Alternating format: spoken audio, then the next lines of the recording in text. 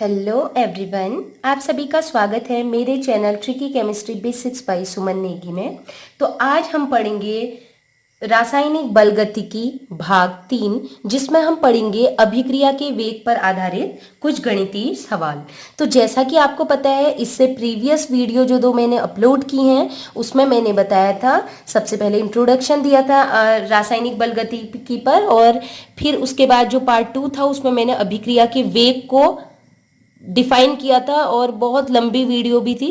तो वो जो मैंने डिफाइन किया था उसी पर आधारित आज सवाल पढ़ेंगे। लेकिन ये सवाल, ये मैथमेटिकल क्वेश्चन आपको तभी आएंगे जब आपने इससे प्रीवियस वाली वीडियो देखी होगी। अगर आपने वो वीडियो नहीं देखी है तो आई बटन पे मैं प्लेलिस्ट डाल रही हूँ, प्लीज पहले उस वीडियो को देखें, देन यहाँ मूव करें। तो स्टार्ट करते हैं हम पहले क्वेश्चन में। पहला क्वेश्चन है 2SO2 plus O2 equals to 2SO3 के लिए अभिक्रिया की दर ज्ञात करो। देखिए, अभिक्रिया की दर कहिए, अभिक्रिया का वेग कहिए, बात एक ही चीज है, ठीक है। तो ये रिएक्शन आपको दी गई है, इस रिएक्शन के हिसाब से आपको बताना है कि अभिक्रिया का दर क्या होगा, मतलब रेट ऑफ रिएक्शन क्या होगा, अभिक्रिया का वेग क्या होगा, ठीक है।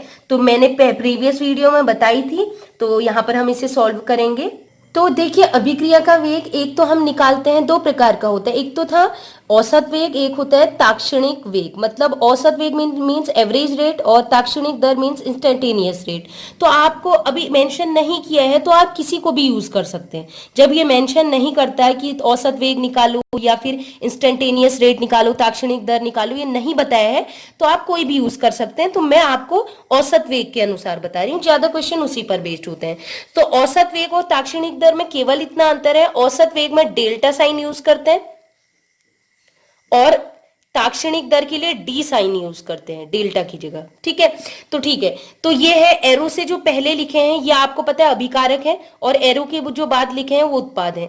अभिकारकों को मैंने बताया था प्लस साइन करके लिखेंगे और उत्पाद माइनस करके लिखेंगे, क्योंकि ये समय के साथ साथ अभिकारक कम होते जाते हैं। ये बताया था ना, अभिकारक धीरे धीरे खत्म होता जाए। और उत्पाद के लिए साइन लिखेंगे प्लस, क्योंकि ये समय के साथ साथ बढ़ता जाता है, प्लस है और ये कम हो रहा है इसलिए माइनस। तो अभिक्रिया के वेग में पहले हम SO2 के अकॉर्डिंग लिखते हैं। तो किसी भी एक अभिकारक या किसी भी उत्पाद के आधार पर अभिक्रिया का वेग निर्धारित किया जा सकता है। जैसे इसमें क्या होगा, देखिए डेल्टा लिखा, किसकी सांद्रता, ये होता है अभिक्रिया का वेग का फॉर्मूला, सांद्रता में परिवर्तन बट्टे समय में परिवर्तन। तो सांद्रता किसकी कह रहे हैं, SO2 की। SO2 की सांद्रता में परिवर्तन, परिवर्तन के लिए डेल्टा लिख दिया, अपॉन समय में परिवर्तन डेल्टा टी। क्योंकि इसके आगे 2 लिखा है, मैंने बताया था प्रीवियस वीडियो में, हमें एक ही SO2 चाहिए, हमें 2 नहीं चाहिए। तो मैंने कहा था ये जो आगे संख्या लिखी होगी। हेलो एवरीवन, आप सभी का स्वागत है मेरे channel tricky chemistry basics by Suman Negi में। तो आज हम पढ़ेंगे रासायनिक बलगतिकी भाग 3, जिसमें हम पढ़ेंगे अभिक्रिया के वेग पर आधारित कुछ गणितीय सवाल। तो जैसा कि आपको पता है, इससे प्रीवियस वीडियो जो दो मैंने अपलोड की हैं उसमें मैंने बताया था, सबसे पहले इंट्रोडक्शन दिया था रासायनिक बलगतिकी पर, और फिर उसके बाद जो पार्ट 2 था उसमें मैंने अभिक्रिया के वेग को डिफाइन किया था और बहुत लंबी वीडियो भी थी। तो वो जो मैंने डिफाइन किया था उसी पर आधारित आज सवाल पढ़ेंगे। लेकिन ये सवाल, ये मैथमेटिकल क्वेश्चन आपको तभी आएंगे जब आपने इससे प्रीवियस वाली वीडियो देखी होगी। अगर आपने वो वीडियो नहीं देखी है तो आई बटन पे मैं प्लेलिस्ट डाल रही हूँ, प्लीज पहले उस वीडियो को देखें, देन यहाँ मूव करें। तो स्टार्ट करते हैं हम पहले क्वेश्चन में। पहला क्वेश्चन है 2SO2 plus O2 equals to 2SO3 के लिए अभिक्रिया की दर ज्ञात करो। देखिए, अभिक्रिया की दर कहिए, अभिक्रिया का वेग कहिए, बात एक ही चीज है, ठीक है। तो ये रिएक्शन आपको दी गई है, इस रिएक्शन के हिसाब से आपको बताना है कि अभिक्रिया का दर क्या होगा, मतलब रेट ऑफ रिएक्शन क्या होगा, अभिक्रिया का वेग क्या होगा, ठीक है। तो मैंने प्रीवियस वीडियो में बताई थी, तो यहां पर हम इसे सॉल्व करेंगे। तो देखिए, अभिक्रिया का वेग एक तो हम निकालते हैं, दो प्रकार का होता है। एक तो था औसत वेग, एक होता है ताक्षणिक वेग। मतलब औसत वेग मीन्स एवरेज रेट और ताक्षणिक दर मीन्स इंस्टेंटेनियस रेट। तो आपको अभी मेंशन नहीं किया है तो आप किसी को भी यूज कर सकते हैं। जब ये मेंशन नहीं करता है कि औसत वेग निकालो या फिर इंस्टेंटेनियस। हेलो एवरीवन, आप सभी का स्वागत है मेरे channel tricky chemistry basics by Suman Negi में। तो आज हम पढ़ेंगे रासायनिक बलगतिकी भाग 3, जिसमें हम पढ़ेंगे अभिक्रिया के वेग पर आधारित कुछ गणितीय सवाल। तो जैसा कि आपको पता है, इससे प्रीवियस वीडियो जो दो मैंने अपलोड की हैं उसमें मैंने बताया था, सबसे पहले इंट्रोडक्शन दिया था रासायनिक बलगतिकी पर, और फिर उसके बाद जो पार्ट 2 था उसमें मैंने अभिक्रिया के वेग को डिफाइन किया था और बहुत लंबी वीडियो भी थी। तो वो जो मैंने डिफाइन किया था उसी पर आधारित आज सवाल पढ़ेंगे। लेकिन ये सवाल, ये मैथमेटिकल क्वेश्चन आपको तभी आएंगे जब आपने इससे प्रीवियस वाली वीडियो देखी होगी। अगर आपने वो वीडियो नहीं देखी है तो आई बटन पे मैं प्लेलिस्ट डाल रही हूँ, प्लीज पहले उस वीडियो को देखें, देन यहाँ मूव करें। तो स्टार्ट करते हैं हम पहले क्वेश्चन में। पहला क्वेश्चन है 2SO2 plus O2 equals to 2SO3 के लिए अभिक्रिया की दर ज्ञात करो। देखिए, अभिक्रिया की दर कहिए, अभिक्रिया का वेग कहिए, बात एक ही चीज है, ठीक है। तो ये रिएक्शन आपको दी गई है, इस रिएक्शन के हिसाब से आपको बताना है कि अभिक्रिया का दर क्या होगा, मतलब रेट ऑफ रिएक्शन क्या होगा, अभिक्रिया का वेग क्या होगा, ठीक है। तो मैंने प्रीवियस वीडियो में बताई थी, तो यहाँ पर हम इसे सॉल्व करेंगे। तो देखिए, अभिक्रिया का वेग एक तो हम निकालते हैं, दो प्रकार का होता है। एक तो था औसत वेग, एक होता है ताक्षणिक वेग। मतलब औसत वेग मीन्स एवरेज रेट और ताक्षणिक दर मीन्स इंस्टेंटेनियस रेट। तो आपको अभी मेंशन नहीं किया है तो आप किसी को भी यूज कर सकते हैं। जब ये मेंशन नहीं करता है कि औसत वेग निकालो या फिर इंस्टेंटेनियस रेट निकालो, ताक्षणिक दर निकालो, ये नहीं बताया है तो आप कोई भी यूज कर सकते हैं। तो मैं आपको औसत वेग के अनुसार बता रही हूँ, ज्यादा क्वेश्चन उसी पर बेस्ड होते हैं। तो औसत वेग और ताक्षणिक दर में केवल इतना अंतर है, औसत वेग में डेल्टा साइन यूज करते हैं और ताक्षणिक दर के लिए डी साइन यूज करते हैं डेल्टा की जगह, ठीक है। तो ठीक है, तो ये है एरो से जो पहले लिखे हैं ये आपको पता है अभिकारक है, और एरो के जो बाद लिखे हैं वो उत्पाद है। अभिकारकों को मैंने बताया था प्लस साइन करके लिखेंगे और उत्पाद माइनस करके लिखेंगे, क्योंकि ये समय के साथ साथ अभिकारक कम होते जाते हैं। ये बताया था ना, अभिकारक धीरे धीरे खत्म होता जाए। और उत्पाद के लिए साइन लिखेंगे प्लस, क्योंकि ये समय के साथ साथ बढ़ता जाता है, प्लस है और ये कम हो रहा है इसलिए माइनस। तो अभिक्रिया के वेग में पहले हम SO2 के अकॉर्डिंग लिखते हैं। तो किसी भी एक अभिकारक या किसी भी उत्पाद के आधार पर अभिक्रिया का वेग निर्धारित किया जा सकता है। जैसे इसमें क्या होगा, देखिए डेल्टा लिखा, किसकी सांद्रता, ये होता है अभिक्रिया का वेग का फॉर्मूला, सांद्रता में परिवर्तन बट्टे समय में परिवर्तन। तो सांद्रता किसकी कह रहे हैं, SO2 की। SO2 की सांद्रता में परिवर्तन, परिवर्तन के लिए डेल्टा लिख दिया, अपॉन समय में परिवर्तन डेल्टा टी। क्योंकि इसके आगे 2 लिखा है, मैंने बताया था प्रीवियस वीडियो में, हमें एक ही SO2 चाहिए, हमें 2 नहीं चाहिए। तो मैंने कहा था ये जो आगे संख्या लिखी होगी इसको कहते हैं स्टोक्योमेट्रिक क्वेश्चन, या फिर आप इसको कह सकते हैं स्टोक्योमेट्रिक गुणांक, हिंदी में कह सकते हैं। तो इसके आगे लिख देंगे, ये जो संख्या है ये बट्टे में चली जाएगी अपॉन में, तो इसको लिख देंगे 2 अपॉन 1/2। लेकिन क्योंकि ये अभिकारक है, रिएक्टेंट है, तो रिएक्टेंट समय के साथ साथ कम होता जाता है, इसलिए हम लिखेंगे माइनस, ठीक है। ये हमने लिख दिया। ऐसे इसके अलावा अभिक्रिया का वेग इससे भी निकाल सकते हैं, O2 से भी, फिर वही होगा, डेल्टा लिखेंगे, किसकी कंसंट्रेशन, सांद्रता, O2 की, ये स्क्वायर ब्रैकेट सांद्रता को शो करता है, अपॉन चेंज इन टाइम, समय में परिवर्तन, डेल्टा टी। क्योंकि इसके आगे कोई संख्या नहीं लिखी है इसलिए हमें बट्टे में लिखने की कोई जरूरत नहीं है। 1/1 तो हम लिखेंगे नहीं, कुछ नहीं लिखा है तो 1 माना जाता है, तो उसको छोड़ दीजिए। क्योंकि अभिकारक है, समय के साथ साथ घट रहा है, इसलिए इसके लिए भी ऋण चिन्ह का प्रयुक्त करेंगे, ठीक है। ऐसे ही अब हमारा उत्पाद है, इसके अनुसार भी कर सकते हैं, वही है। कैसे निकालते हैं अभिक्रिया का वेग, उत्पाद की सांद्रता में परिवर्तन बट्टे समय में परिवर्तन। तो परिवर्तन किसमें है, उत्पाद की सांद्रता में, उत्पाद है SO3 की सांद्रता ब्रैकेट अपॉन समय में परिवर्तन डेल्टा टी, टी होता है समय, ठीक है। अब क्योंकि इसके आगे 2 लिखा है तो मैंने कहा जो संख्या होगी उसको बट्टे में लिख देंगे 1/2, और ये समय के साथ साथ, उत्पाद समय के साथ साथ बढ़ता जाता है इसलिए चिन्ह आएगा प्लस। तो अभिक्रिया का वेग इस समीकरण या फिर इस समीकरण या इस समीकरण, किसी भी समीकरण से निकालो, आंसर एक ही आएगा। इसीलिए इतना बराबर इतना बराबर इतना है, मतलब तीनों में से किसी से भी निकालोगे आंसर इक्वल आएगा। इसके साथ साथ मैं ये भी बता देती हूँ SO2 के ह्रास की दर, ह्रास मतलब कम होना, कमी की दर, औसत वेगी है ये, ठीक है। तो हम इंग्लिश में कह सकते हैं rate of disappearance of SO2। SO2 कम हो रहा है, किस स्पीड से कम हो रहा है। तो किस स्पीड से कम हो रहा है, वही हो सांद्रता में परिवर्तन, SO2 की सांद्रता में परिवर्तन, जिसकी बात हो रही है उसी का, SO2 की सांद्रता में परिवर्तन अपॉन समय में परिवर्तन, ठीक है। और वही होगा, ह्रास हो रहा है, कमी हो रही है, SO2 अभिकारक है, इसलिए अभिकारक के लिए ऋण चिन्ह प्रयुक्त करती हूँ, क्योंकि ये समय के साथ साथ घटता जाता है।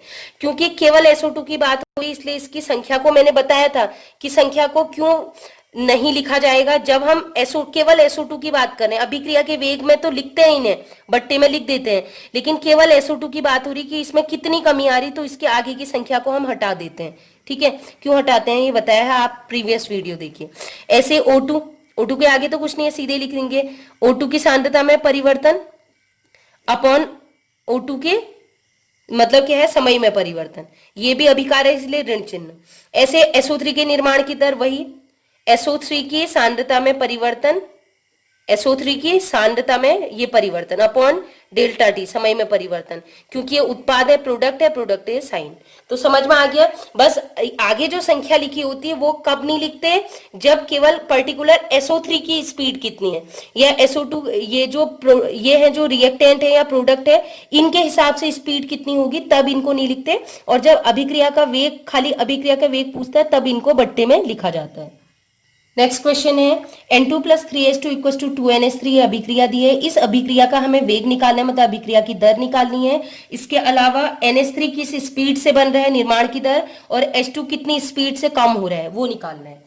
तो क्योंकि अभिक्रिया का वेग में सारी चीजें मेंशन करेंगे, तो मैंने पहले से ही लिख दिया है, इसके आगे कोई संख्या नहीं लिखी है, तो उसको मेंशन करने की जरूरत, वैसे भी यहाँ पर अभिक्रिया के वेग में मेंशन करते हैं, लेकिन संख्या अगर एक हो तो एक ही होता है ना। तो ये हो जाएगा सांद्रता में परिवर्तन, N2 की सांद्रता में परिवर्तन अपॉन समय में परिवर्तन, और क्योंकि अभिकारक है तो माइनस चिन्ह। H2 के लिए लिख रहे हैं H2 की सांद्रता में परिवर्तन अपॉन समय में परिवर्तन, क्योंकि इसके आगे 3 लिखा है तो ये 1/3 हो जाएगा, बट्टे में ले जाएंगे संख्या को। और ये अभिकारक है तो अभिकारक समय के साथ घट रहा है, इसलिए माइनस चिन्ह। ऐसे 2NH3 के लिए क्या लिखेंगे, उत्पाद है तो प्लस लिखेंगे, आगे जो संख्या है वो बट्टे में चले जाएगी, और NH3 की सांद्रता में परिवर्तन अपॉन समय में परिवर्तन। आसान है। अब हमें निकालना है NH3 किस स्पीड से बन रहा है, तो ये है NH3 के निर्माण की औसत दर, कितनी स्पीड से NH3 निर्मित हो रहा है। तो मैंने बोला था, जब औसत दर या ताक्षणिक दर पूछी जाए किसी एक पर्टिकुलर कंपाउंड की, मतलब इस पूरी रिएक्शन में किसी एक की पूछी जाए, तो उस समय इसकी संख्या को आप भूल जाएंगे, ठीक है, संख्या को छिपा के लिखेंगे। तो क्या हो जाएगा, फॉर्मूला वही होगा, NH3 के निर्माण की NH3 की सांद्रता में परिवर्तन बट्टे समय में परिवर्तन, क्योंकि NH3 उत्पाद है, उत्पाद के लिए प्लस चिन्ह होता है। अब नेक्स्ट है H2 के ह्रास की दर, क्योंकि H2 अभिकारक है ना, एरो से पहले जो लिखे रहते हैं वो अभिकारक होते हैं, और अभिकारक जो रिएक्टेंट होता है वो समय के साथ साथ घटता जाता है, इसलिए माइनस लिखेंगे। तो माइनस इसी की बात होगी, H2 की बात होगी, लेकिन संख्या को भूल जाइए। तो H2 के सांद्रता में परिवर्तन मतलब डेल्टा अपॉन समय में परिवर्तन, डेल्टा टी। आसान है लिखना। नेक्स्ट क्वेश्चन है,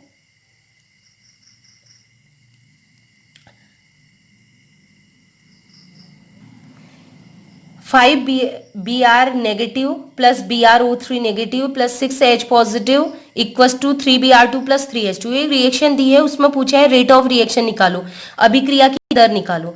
आप चाहें तो औसत दर से निकालें, ठीक है, एवरेज रेट से, या फिर इंस्टेंटेनियस रेट से, आपकी इच्छा है। बस डिफरेंस डी और डेल्टा का होता है, हम डेल्टा ही पढ़ रहे हैं तो उसी को निकालते हैं, ठीक है। रेट ऑफ रिएक्शन, जब भी अभिक्रिया की दर की बात करेंगे तो ये जो आगे संख्याएं लिखी हैं बट्टे में जाएंगी। और इसके अलावा क्या बताया, तो जो एरो से पहले लिखे हैं अभिकारक, इनके आगे, सभी के आगे ऋण चिन्ह लगाएंगे, माइनस। माइनस का मतलब है समय के साथ घट रहा है, ठीक है। और ये है उत्पाद समय के साथ साथ बढ़ता है, इसलिए इनके आगे प्लस चिन्ह लगाएंगे। तो इसके लिए हो जाएगा -1/5 delta Br negative upon delta D. अब बार बार नहीं समझाया जाएगा, बहुत बार बता दिया। Minus delta BrO3 negative upon delta T equals to next क्या आ जाएगा, -1/6, ये अपॉन में चला गया, delta H positive upon delta T. अब आते हैं प्रोडक्ट प्लस में आएंगे, ध्यान रखिएगा। इक्वल्स टू, यहाँ जगह नहीं थी इसलिए यहाँ लिख दिया। इक्वल्स टू बराबर होते हैं सभी से, किसी से भी रेट ऑफ रिएक्शन निकालो, अभिक्रिया की दर इक्वल ही आएगा, इसलिए सबको बराबर लिखते हैं। इससे निकालें, इससे या किसी से भी निकालें, आंसर एक ही आएगा, ठीक है। प्लस 1/3 Br2 की सांद्रता में परिवर्तन अपॉन समय में परिवर्तन इक्वल टू +1/3 H2O की सांद्रता में परिवर्तन अपॉन डेल्टा टी मतलब समय में परिवर्तन। तो आसान है। तो नेक्स्ट क्वेश्चन है, अब जो वो बेसिक मैंने बताया उसी पर बेस्ड क्वेश्चन हो गए। न्यूमेरिकल करने के लिए उन्हीं चीज की हेल्प होती है जो मैंने शुरू के 3 क्वेश्चन बताए, इसलिए मैंने रिवाइज करवाया। तो एक क्वेश्चन है, R equal to product, reaction जरूर देगा, जो भी रिएक्शन होगी, बिना रिएक्शन के हमें पता नहीं चलेगा कि हमें करना क्या है। ठीक है, R इक्वल टू प्रोडक्ट मतलब R की संख्या भी एक ही है और प्रोडक्ट की संख्या भी एक ही है। आगे ठीक है, अभिक्रिया के लिए अभिकारक की सांद्रता, अभिकारक क्या है, रिएक्टेंट R, इसकी सांद्रता है 0.03 मोलर से 25 मिनट बाद कह रहा है, ये समय अंतराल है, परिवर्तित होकर 0.02 हो जाती है। ये अंतिम सांद्रता है किसकी, R की। तो औसत वेग की गणना करो, मिनट व सेकेंड दोनों में करनी है। ठीक है, अभी ये आपको मिनट में दिए, फिर सेकेंड में भी बदलनी पड़ेगी। देखिए क्या करना है, सबसे पहले आपने गिवन लिखना है। ठीक है, तो आपको पता है प्रारंभिक अभिकारक की सांद्रता, अभिकारक को R से दिखाया हमने, तो अभिकारक की सांद्रता को R1 R2 ही लिखा करो। ठीक है, प्रारंभिक सांद्रता R1 0.03 प्राइमरी कॉन्सेंट्रेशन, उसके बाद 25 मिनट बाद ये कितना हो गया, 0.03, घट गया है अभिकारक, 0.02 ही रहा। देखिए पहले ज्यादा था, अब घट गया, अभिकारक घटता है, लेकिन कितने समय में ये घटा, 25 मिनट में। तो ये जो 25 मिनट दिया है ये समय अंतराल दिया है, डेल्टा टी समझ लीजिएगा 25 मिनट। तो हमें क्या निकालना है, औसत वेग मतलब हमें निकालना है एवरेज रेट, डेल्टा वाला निकालना है। तो डेल्टा हमें पहले से ये दे ही रखा है। ठीक है, तो मिनट और सेकंड दोनों में करनी है। तो फॉर्मूला लगाएंगे। सबसे पहले देखिए, इस रिएक्शन के लिए सबसे पहले आपको लिखना पड़ता है, इस रिएक्शन के लिए अभिक्रिया का वेग, तो ये मैंने लिख दिया। इस रिएक्शन के लिए हो जाएगा रेट ऑफ रिएक्शन, अभिक्रिया का वेग, माइनस ये रिएक्टेंट है इसलिए समय के साथ साथ घट रहा है, minus delta R upon delta T, और अगर प्रोडक्ट से निकालना, उत्पाद से निकालना है तो plus delta P upon delta T. ये तो आपको आता है ना। अब आपको क्या निकालना है, औसत वेग, चाहे आप इस फॉर्मूले से निकालें या इससे। तो आपको फिर क्या करना है, अब आपको बताइए कि किसकी कंसंट्रेशन दी है, अभिकारक की कि उत्पाद की, किसकी दी है, अभिकारक की। तो मीन्स आप इसको चूज करेंगे अभिक्रिया का वेग निकालने के लिए। ठीक है, तो मैंने क्या किया देखिएगा, अभिक्रिया का वेग मैंने लिख लिया, यहां से उतारा। अब देखिए हमें डेल्टा आर नहीं दिया है। डेल्टा आर का मतलब होता क्या है, डेल्टा का मतलब होता है परिवर्तन, आर, आर मतलब अभिकारक और ब्रैकेट मतलब सांद्रता, सांद्रता में परिवर्तन। तो पहले कितनी थी सांद्रता, R2, परिवर्तन जब भी निकालते हैं अंतिम में से प्रारंभिक को घटाते हैं। तो डेल्टा आर का मतलब हो गया R2 माइनस R1, और जो ब्रैकेट के बाहर ये डेल्टा के बाहर माइनस लिखा उसको ऐसे ही रखेंगे। और जो ये डेल्टा आर है, डेल्टा आर का मतलब हुआ डेल्टा आर की फाइनल मतलब R2 की सांद्रता माइनस R1, ये तो आपने लिखना ही है। ठीक है, तो अपॉन डेल्टा, अब R2 दिया है मान रख दीजिए, R1 दिया है मान रख दीजिए, डेल्टा टी का मान भी दिया है रख लीजिए।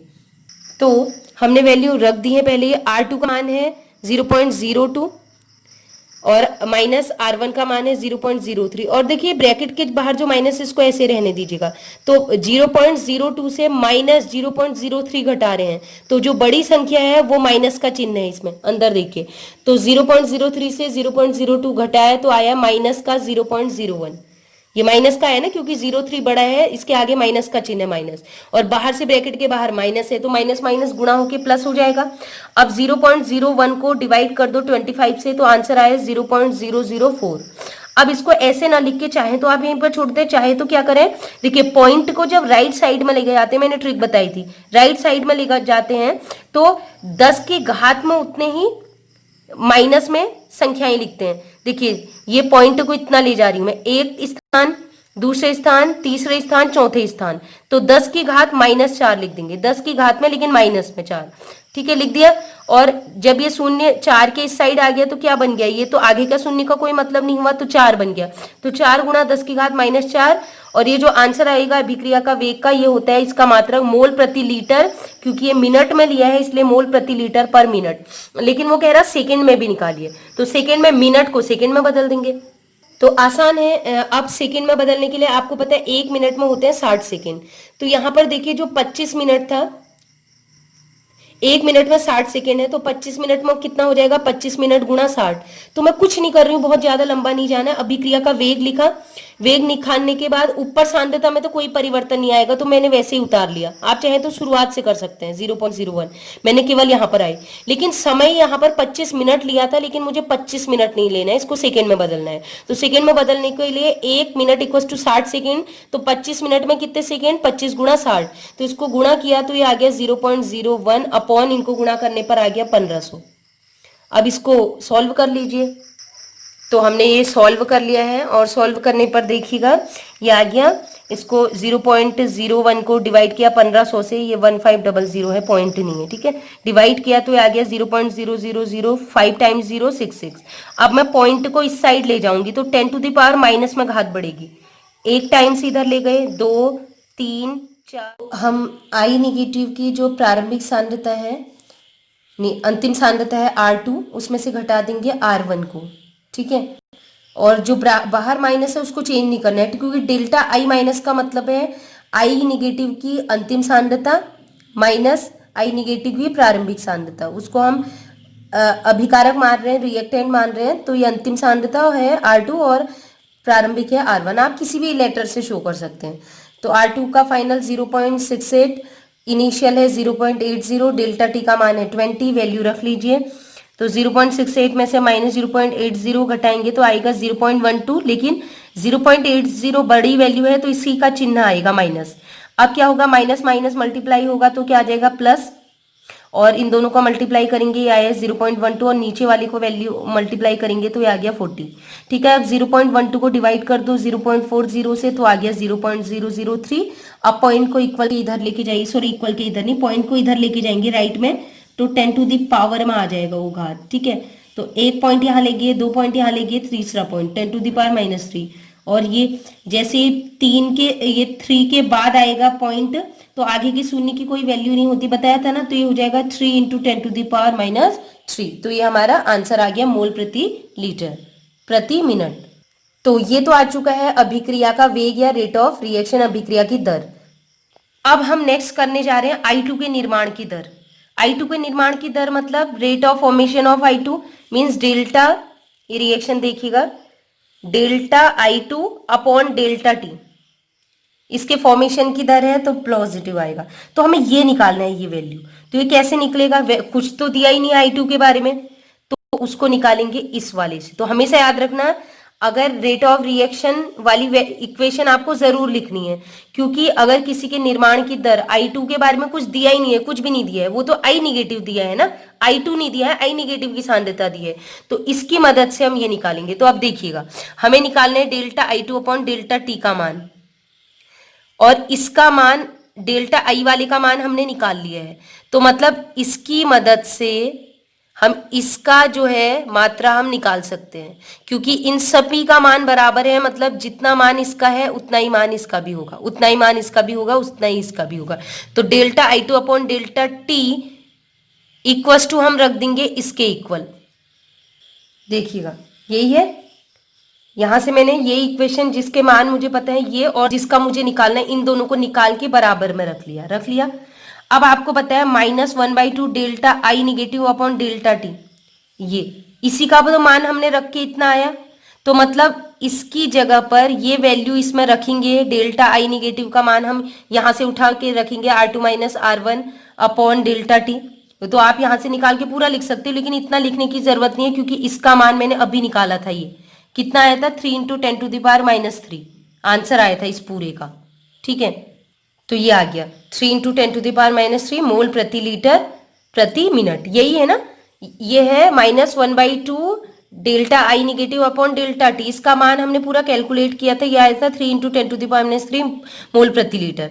तो ये और ये बराबर है, क्योंकि अभिक्रिया के जो वेग वाली इक्वेशन थी उसमें ये और ये सभी बराबर है, तो इसका मान भी इसके बराबर है।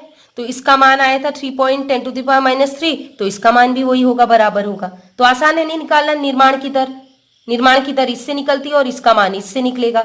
अब ऐसे आप निकालेंगे आई निगेटिव के विलुप्त होने की दर, आई निगेटिव के विलुप्त होने की दर। तो आई निगेटिव के विलुप्त होने की दर इससे ही निकालेंगे, इस इक्वेशन से। लेकिन मैंने कहा था जब पर्टिकुलर किसी एक चीज की बात की जाती है, जैसे आई निगेटिव के विलुप्त होने की दर या Cl निगेटिव के बनने की दर या I2 के बनने की दर, तो इनके जो आगे संख्याएं लिखी जाती है उसको इग्नोर करते हैं।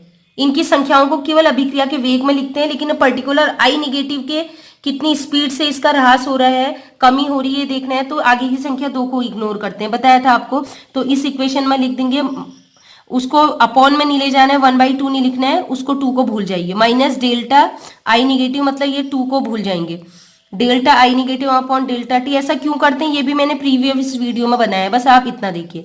तो इसका मान निकालना है, कैसे निकालेंगे?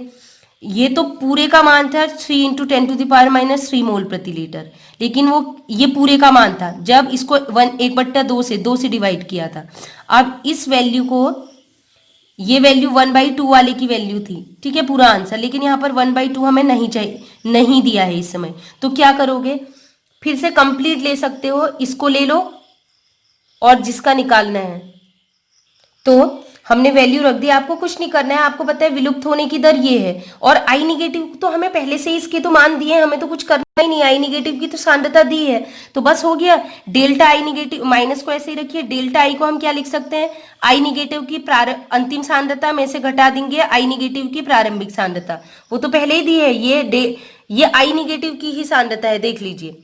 तो अंतिम सांद्रता है 0.68 और प्रारंभिक थी 0.80 अपॉन डेल्टा टी दिया था समय, आगे दिया हुआ था 20 मिनट, रख दीजिए यहाँ पर।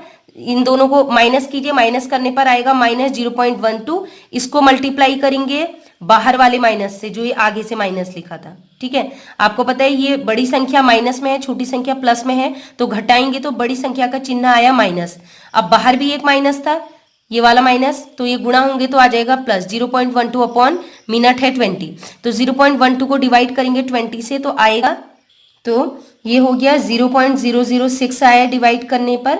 और 0.66 को अगर पॉइंट इस साइड ले जाए राइट में, तो ट्रिक बताई थी, 0.1 टाइम इधर लेके गए, 2 टाइम लेके गए, 3 टाइम लेके गए, 3 बार यहाँ लेके ना, 0 यहाँ ले गए पॉइंट को, यहाँ लेके गए और 6 के इधर, तो 6 इंटू 10⁻, कितने पावर इधर लेके 3 बार, तो पावर में आ जाता है लेकिन माइनस में, 10⁻³ क्योंकि 3 टाइम लेके गए, और यूनिट वही रहेगी मोल प्रति लीटर प्रति मिनट। तो आई निगेटिव के विलुप्त होने की दर है 6 इंटू 10⁻³ मोल प्रति लीटर प्रति मिनट। तो नेक्स्ट क्वेश्चन है 4NH3 = 5O2 = 4NO = 6H2O। यदि NO, देखिए ये वाला जो NO है, इसके निर्माण की दर है, निर्माण की दर दी हुई है 3.6 इंटू 10⁻³ हो, तो NH3 के विलुप्त होने की दर व H2O के निर्माण की दर ज्ञात कीजिए। मैं थोड़ा सा हिंट दूंगी, इसको करना आपने है। देखिए हिंट क्या है, NO के निर्माण की औसत दर दी है, तो निर्माण की औसत दर NO ये है, इसके लिए अगर निर्माण की हम वो निकालेंगे अभिक्रिया का वेग, मतलब कितनी स्पीड से NO बन रहा है, तो क्या लिखेंगे, केवल NO की बात हो रही तो आगे की संख्या को भूल जाओ, आप बताया था ना मैंने।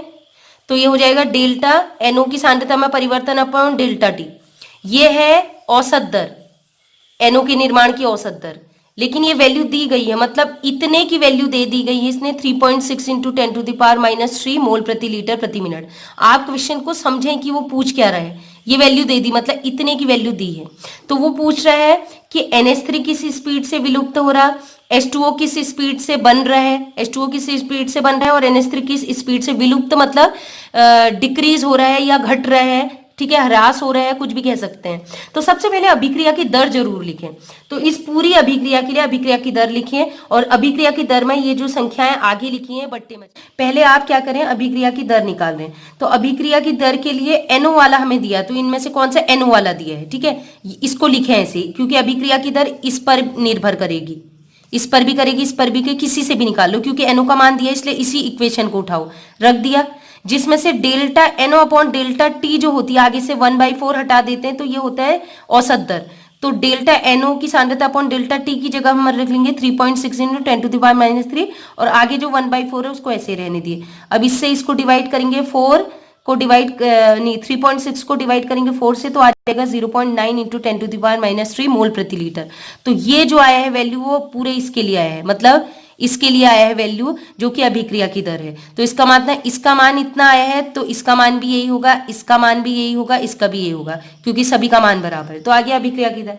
अब इस पूरे वैल्यू से हम औरों का मान भी निकालेंगे। हमें निकालना है NH3 के विलुप्त होने की दर। तो पहले हमें पता होना चाहिए NH3 के विलुप्त होने की दर क्या है। तो NH3 के विलुप्त होने की दर ये है, लेकिन इसके आगे की संख्या हटाते हैं, बताया था ना, आगे की संख्या को नहीं देखते जब NH3 की बात होगी, किसी एक कंपाउंड की बात होगी। NH3 के विलुप्त होने की दर, आगे की ये संख्या हटानी पड़ेगी। अब अपने मन से तो हटाएंगे नहीं, तो अब इसका मान निकालना है, तो इसकी मदद से निकालेंगे। इसकी वैल्यू हमें पता है, क्योंकि हमें पता है कि इसका मान इसके बराबर होगा, तो दोनों को इक्विवेलेंट ले लो, रख लिया दोनों को।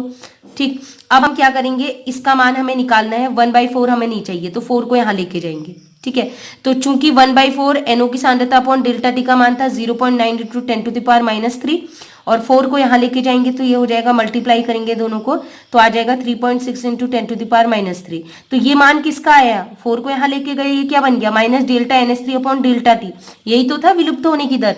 तो NH3 के विलुप्त होने की औसत दर जो है ये, इसका मान आ गया 3.6 × 10⁻³ मोल प्रति लीटर प्रति मिनट। अब लास्ट बचा है H2O के निर्माण की दर, वो भी इन्हीं से निकलेगा। अब हमें H2O निकालना है, तो इसका भी मान पता चल गया, इसका भी पता चल गया, आप किसी में से भी निकाल सकते हैं, लेकिन मैं इसी से निकाल रही हूँ।